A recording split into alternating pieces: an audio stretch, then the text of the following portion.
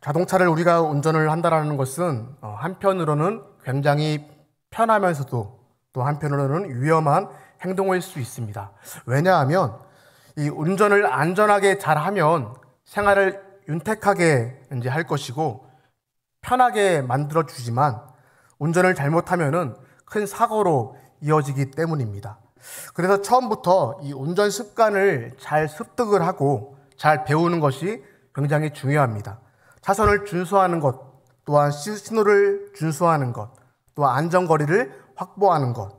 요즘은 방어 운전까지 우리가 잘 해야 됩니다. 앞에 차량이 뭔가 조짐이 이상하다 싶으면 피해가는 것이 상책인 것이죠. 하나하나로 보면 별것 없는 것처럼 보이지만은 대형 사고가 일어나는 이유를 살펴보면 그 별거 아닌 것을 제대로 지키지 않아서 일어나는 것이 사고의 원인이 대부분인 것입니다. 운전뿐이겠습니까? 운전뿐만 아니고 우리가 살아가는 일, 모든 부분에서 기본을 지키는 것은 처음부터 습관을 잘 들이는 것은 굉장히 중요하다 보는 것입니다. 특히 영적인 신앙생활 그렇습니다. 하나님 앞에서 살아가는 이 영적인 신앙생활에서 처음 습관, 이 초심의 마음, 처음 마음 가진 것, 어떠한 방향을 가지고 잡아가느냐 하는 것은 믿음 생활에 성공과 실패를 가늠하는 기준이 될 수 있다는 것이죠. 오늘 우리가 읽은 이 말씀 속에서 솔로몬은 타락하여서 처음 가졌던 그 마음은 초심을 잊어버린 채 타락하여서 하나님께 버림을 받게 됩니다. 솔로몬의 이 타락, 그 이유는 처음 가진 이 마음에서 비껴나서 방향을 잘못 잡았기 때문이었죠. 목적을 위해서 그 목적을 이루기 위한 수단을 잘못 잡았기 때문이었습니다. 우리는 인류 역사상 가장 하나님께로부터 많은 기회를 받은 한 사람을 알고 있고 말씀을 읽어가면서 알게 됩니다. 바로 솔로몬입니다. 열왕기상 10장 23절 말씀 우리가 함께 화면을 통해서 보시면 같이 읽을까요? 시작. 솔로몬 왕의 재산과 지혜가 세상의 그 어느 왕보다 큰지라.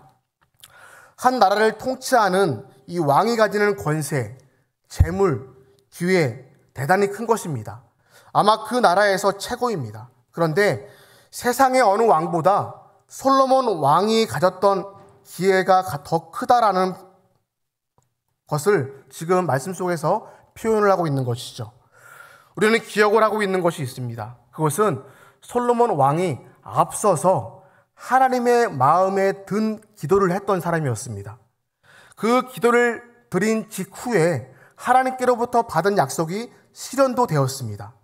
열왕기상 3장이었죠. 12절과 13절 말씀 우리 같이 한번 천천히 읽겠습니다. 시작.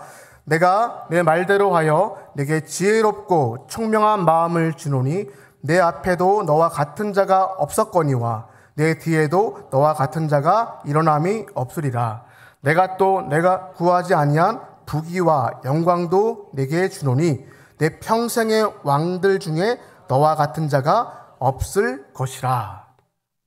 하나님께서 솔로몬의 기도에 응답해 주신 것이죠. 그 기도를 들으셨던 것이죠. 이런 기도를 드리다니 하나님께서 감동을 하셨습니다. 그래서 솔로몬이 바라는 지혜뿐만 아니라 모든 부귀와 영광도 주셨다고 하셨던 그 약속이 실현된 것이죠. 이런 기회를 받은 솔로몬을 성경은 이렇게 표현을 합니다. 왕상 4장에서 30절에 이렇게 표현하고 있죠. 같이 읽겠습니다. 시작. 솔로몬의 지혜가 동쪽 모든 사람의 지혜와 애굽의 모든 지혜보다 뛰어난지라. 10장 27절에서는 이렇게 표현하고 있죠. 시작. 왕이 예루살렘에서 은을 돌같이 흔하게 하고 백향목을 평지의 뽕나무같이 많게 하였더라. 동양 모든 사람의 지혜, 애굽의 모든 지혜보다 뛰어난 지혜자로 소개하고 있고 당대의 지혜자였던 에단과 해만과 갈골과 다르다, 그들보다 나은 지혜자로 솔로몬을 소개하고 있고 또한 그 지혜를 드리려고 천하 모든 왕들이 다 솔로몬을 찾아올 정도의 그러한 지혜자였다고 성경은 소개를 하고 있습니다.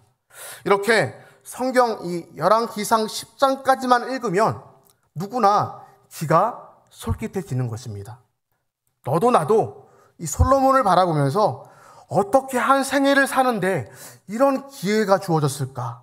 솔로몬이 받은 그 기회를 부러워하는 것이죠. 솔로몬이 살아있는 그 동시대의 모든 사람들도 마찬가지였고, 현재 읽고 이 솔로몬에 대한 기록을 읽어온, 현재 읽고 있는 이 각 시대의 모든 사람들도 역시 같은 마음을 가지고 있는 것입니다. 하나님, 내게도 솔로몬처럼 이런 류의 기도는 자연스러운 마음일 것입니다. 왜냐하면 창세기부터 요한계시록까지 읽다가 이런 구절을 만나기가 참으로 쉽지 않기 때문이죠. 그래서 하나님이여, 하나님, 내게도 솔로몬처럼 이런 기도를 드릴 수 있는 것입니다. 하지만 과연 성경이 우리에게 그런 생각을 하라고 이런 내용을 기록하게 하셨던 것일까요? 성경은 열왕기상 3장도 있지만 열왕기상 10장도 있고, 열왕기상 10장을 읽었으면 11장도 읽어야 한다는 것입니다. 이 본문이 사실 지난주 복 있는 사람 큐티집 토요일자 본문 말씀입니다. 솔로몬에 대해서 말씀하시는 그 시장만 읽지 않고, 지혜를 받았던 그 장만 읽지 않고 그의 중년 때도 보고, 또한 그의 말년에 대해서도 읽어보아야 하는 것이죠. 그러면서 성경이 그 인생을 들어서 무엇이라고 지금 이제 말하고 있는 것이고 교훈하고 있는지 분명히 읽고 알아야 한다는 것이죠. 그런데 전 인류 역사 속에서 가장 남다른 지혜와 이 재물과 이 부귀영화를 누린 가장 기회를 많이 받았던 그 한 사람, 그 솔로몬, 그가 그 기회를 받아서 한 일이 여러분 무엇이었습니까? 10장 26절 말씀 같이 한번 읽겠습니다. 시작. 솔로몬이 병거와 마병을 모으매 병거가 1400대요 마병이 12,000명이라 병거성에도 두고 예루살렘 왕에게도 두었으며. 오늘 우리가 읽은 이 본문에서 이제 솔로몬은 완전히 타락해서 하나님께 버림받게 됩니다. 오늘 본문의 1절 말씀 다시 한번 보십시오. 같이 읽겠습니다. 시작. 솔로몬 왕이 바로의 딸 외에 이방의 많은 여인을 사랑하였으니 곧 모압과 암몬과 에돔과 시돈과 헷 여인이라. 솔로몬은요, 이 바로의 딸 공주를 자기 아내 왕비로 맞이하였습니다. 그런데 그때는 자기 나름대로의 어떤 분명한 이유가 있었어요. 그것은 바로 평화를 위한 이유였습니다.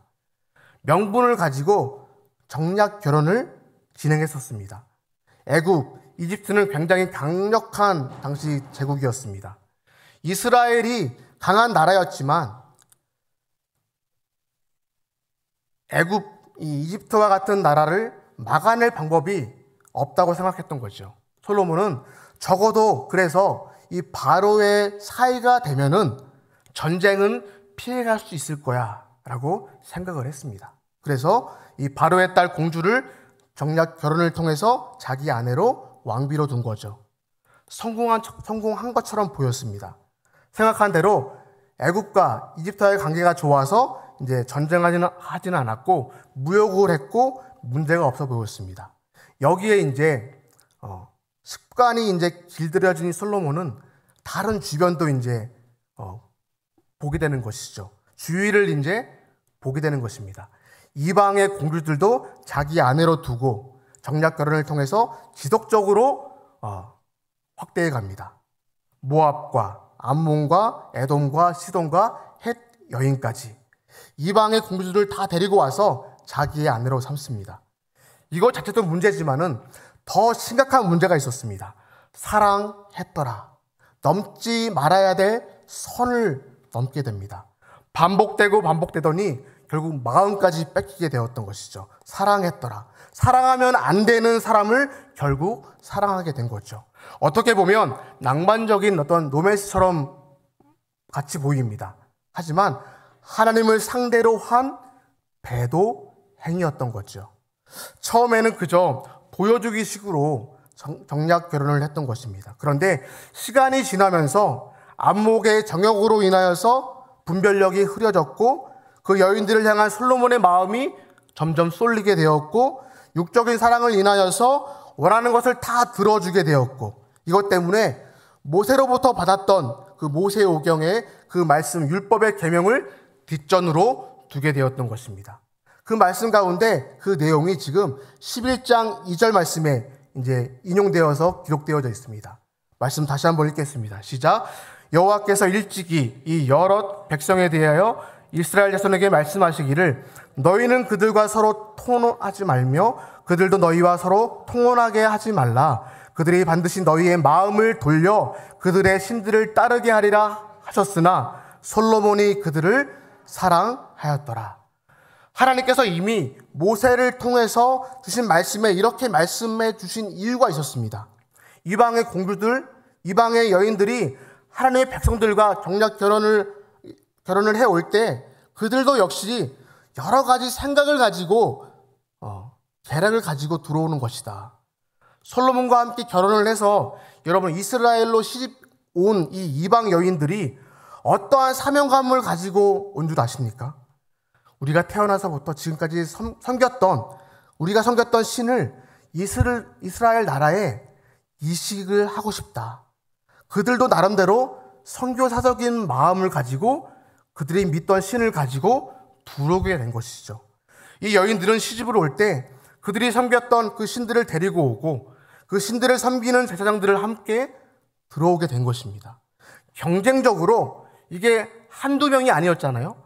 경쟁적으로 서로 솔로몬의 마음을 빼앗기 위해서 그들은 서로 혈안이 되었고 또한 그 숫자가 엄청난 여인들의 숫자였던 것이죠. 11장 3절 말씀 우리가 눈으로 한번 확인해 보겠습니다. 시작. 왕은 후궁이 700명이요 첩이 300명이라 그의 여인들이 왕의 마음을 돌아서게 하였더라. 누가 왕의 마음을 돌아서게 했다고요? 여인들이. 어디로부터 돌아서게 했다라는 말입니까? 하나님으로부터 돌아서게 했다라고 지금 말씀하고 있는 거죠. 솔로몬 그는 하나님께로부터 받은 그 지혜로 하나님의 지혜를 능가하려고 했던 것입니다. 하나님의 염려 있었습니다. 하나님께서 금하라 하신 말씀이 있었습니다. 그것이 무엇입니까? 이방 여인과 통혼하지 말라. 그들이 반드시 너희의 마음을 돌려서 그들의 신들을 따르게 할 것이다. 이방 여인을 품게 되면 그 여인의 영향을 받게 되어서 신앙을 잃게 될 것이고 하나님을 떠나게 될 것이다. 염려의 마음을 말씀으로 이미 주신 것입니다. 그러나 솔로몬은 그들을 사랑하였습니다. 성도 여러분, 솔로몬이 하나님의 염려를 알았을까요? 몰랐을까요? 알았을까요? 몰랐을까요? 알았음에도 불구하고 왜 이렇게 했던 것일까요? 자기는 머리가 좋으니까 세상에서 알아주는 지혜자라고 지금 그렇게 소문이 났으니까 나는 머리가 좋으니까 자기는 예외라고 생각했던 것이죠. 나는 똑똑해. 나도 생각이 있는 존재니까 내가 설마 그렇게 생각했던 것이죠. 그래서 인생들을 너무나 잘 아시는 하나님께서 이런 염려가 있었던 거예요. 그들이 반드시 너희의 마음을 돌려서 그들의 신들을 따르게 하리라 하셨으나 솔로몬 그는 그들을 사랑하였더라. 사실 이전에도 이미 하나님의 염려는 존재했습니다.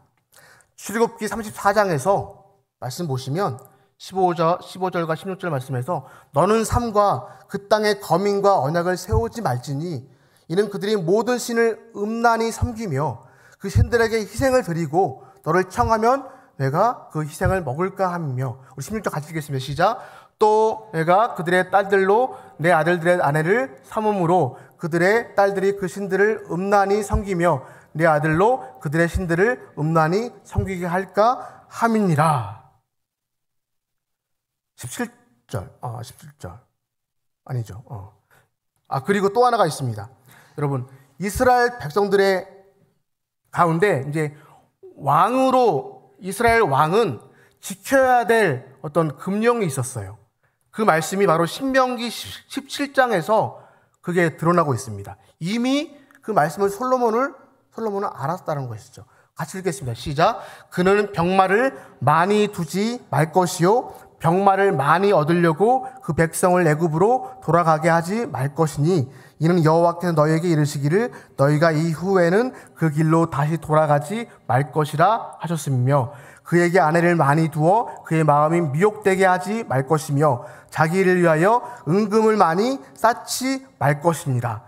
이스라엘 왕의 자리에 있는 자리는 자기 마음대로 다스리는 자리가 아니라 하나님께서 주신 자리임을 알고 하나님께서 그 말아 하신 말씀을 지키는 자리였던 것이죠. 하나님의 말씀을 듣는 자리인 것입니다. 여러분, 다른 나라의 왕들에게는 자랑거리는 될 수 있습니다. 재물들, 명예들, 권력들. 하지만 이스라엘 왕이라는 그 자리, 이스라엘 왕으로서 직임을 감당할 때에는 그것은 자랑거리가 되면 안 되는 것이었습니다. 해서는 안 될 일을 지금 솔로몬 왕은 진행을 하게 되었던 것이죠. 자, 다시 한번 묻겠습니다. 이 말씀이 있다라는 것을 솔로몬은 알았을까요? 몰랐을까요? 알았죠. 그렇죠. 이스라엘 왕이 되면 반드시 이 자기 옆에다가 율법서를 곁에 두고 필사해서 곁에 두고 밤낮으로 필사해서 읽도록 되었습니다. 그 율법서의 분량이 창세기부터 요한계시록까지의 분량이 아니었어요. 그 당시에는 모세오경, 창세기부터 신명기까지. 그래서 당시에는 마음만 먹으면 몇 번이고 읽을 수 있는 그런 분량이죠. 솔로몬 그는 유난히 머리가 좋았죠. 한 번 읽으면 머리에 탁 기억이 되고 새겨지는 그러한 남다른 은사를 가진 그였죠. 솔로몬이 이 말씀을 몰랐을 리가 없었습니다. 당연히 알고 있었죠. 그 말씀을 알고도 어떻게 그렇게 그렇게 하나님을 배도할 수 있었을까? 열왕기상 10장에서 굳이 마병 이야기, 병거 이야기, 이 말 이야기가 기록되어 있을 때는 여러분 그냥 읽으라고 기록된 것이 아닐 것입니다. 열왕기상 10장을 읽었으면 11장도 반드시 읽어야 한다는 것이죠. 이스라엘 왕이 지켜야 할 금령, 모세를 통해서 주신 말씀과 오늘의 말씀을 10장과 11장, 그 10장에서 솔로몬이 가졌던 모든 은금들, 재물들, 모든 권력의 내용들, 사람들이 귀에 듣기에는 솔깃한 그런 부러워할 만한 그러한 내용이었죠. 근데 거기서 머무르는 것이 아니고 11장도 읽게끔 그 11장이 지금 기다리고 있는 것이죠. 여러분, 11장에서 우리는 그가 어떻게 타락하고 있었는지 또한 그 장면까지도 그의 인생의 과정을 보게 되는 것이죠. 그래서 11장이 우리를 기다리고 있는 것이죠. 내가 읽고 싶은, 내가 듣고 싶은 말씀만 듣기를 원하시는 하나님이 아니시죠. 하나님으로부터 돌아선 솔로몬, 이제는 그는 폭주하는 기관차와 같이 행동을 하게 됩니다. 6절에서 8절까지 말씀 다시 한번 읽겠습니다. 같이 읽겠습니다. 시작. 솔로몬이 여호와의 눈앞에서 악을 행하여 그의 아버지 다윗이 여호와를 온전히 따름같이 따르지 아니하고 모압에 가증한 그모스를 위하여 예루살렘 앞 산에 산당을 지었고 또 암몬 자손의 가증한 몰록을 위하여 그와 같이 하였으며 그가 또 그의 이방 여인들을 위하여 다 그와 같이 한지라. 그들이 자기의 신들에게 분향하며 제사하였더라. 솔로몬이 이러니 여러분, 그를 바라보고 있는 백성들은 똑같이 하나님 앞에서 배도하는 행동을 똑같이 따라하게 된 것입니다. 이제 솔로몬은 돌아올 수 없는 강을 건넜습니다. 하나님께서 가만히 두지 않으셨습니다. 하나님께서 특별히 사실 솔로몬을 사랑하셨잖아요. 그래서 2번이나 경고하셨음에도 불구하고 그 내용이 기록되었죠. 기회를 주셨음에도 불구하고, 회개할 기회를 주셨음에도 불구하고 그는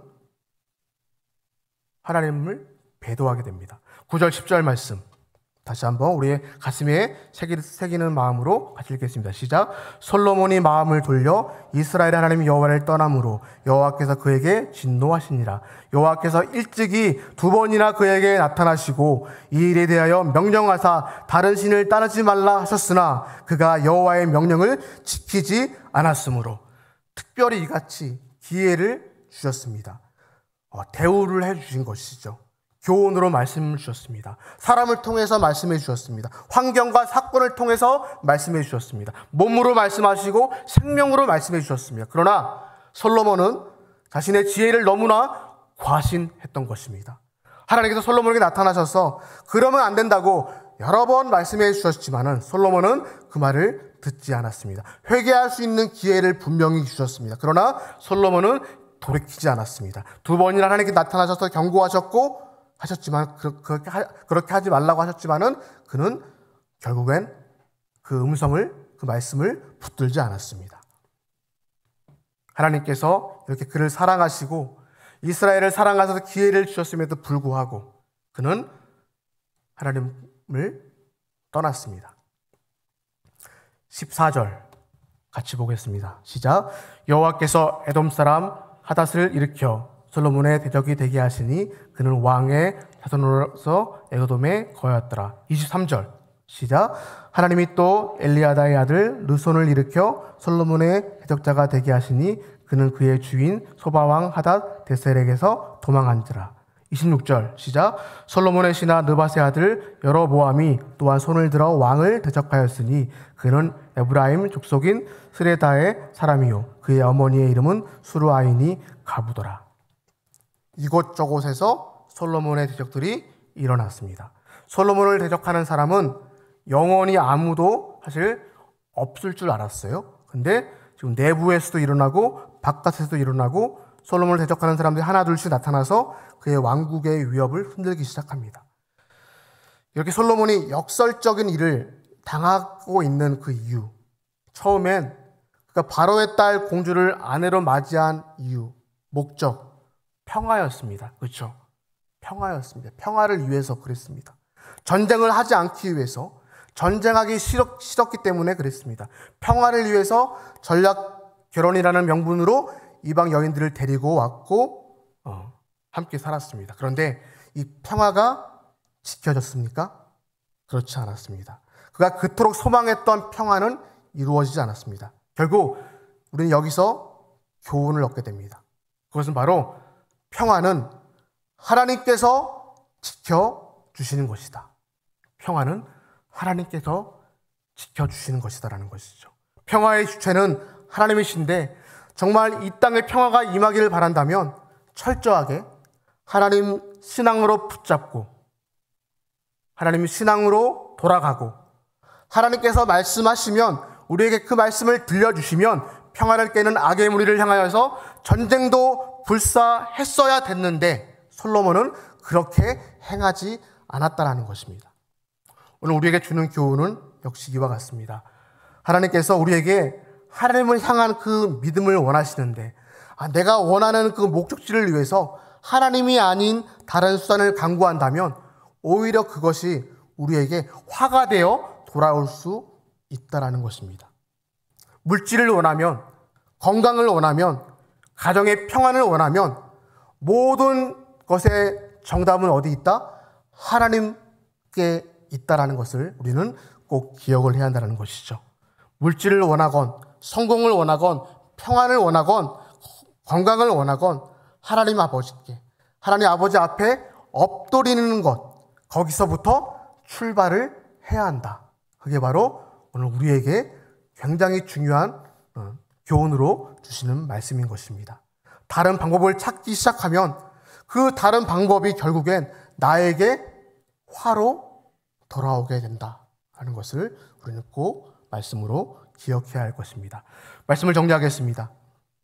오늘 우리도 차츰 혹시 병들어가고 있는 신앙이 있다면 철저하게 그 병들어가고 있는 그 상처를, 그 구멍난 그 상처를 여러분 도려내야 됩니다. 눈이 보지 말아야 될 것을 보고 있다면, 내 손이 잡지 말아야 될 것을 잡고 있다면, 발이 가지 말아야 할 곳에 가고 있다면 여러분 신앙이 변질되고 있다는 증거입니다. 그렇게 하루하루를 지내다 보면 우리도 언제 솔로몬처럼 변질될 수 있다는 것을 우리는 기억을 하고 있어야 됩니다. 하나님의 지혜를 능가하려는 그 어리석음에 빠지지 않기를 소망합니다. 경고의 말씀을 순종하여서 들리는 말씀, 그 말씀이 내 마음에 찔림으로 다가온다면 그 말씀을 여러분 순종하여서 미련한 결과를 낳지 않는, 미연에 방지하는 정말 지혜로운 저와 여러분 되시기를 소망합니다. 또 하나님의 지혜의 말씀에 순종하여서 천추만대의 자랑스러운 결과를 남기는 그런 하나님께서 기억하시는 성도 중에 성도의 길을 걸어가는, 그 걸음을 걸어가는 주의 백성들 되시기를 주의 이름으로 소망합니다. 기도하겠습니다.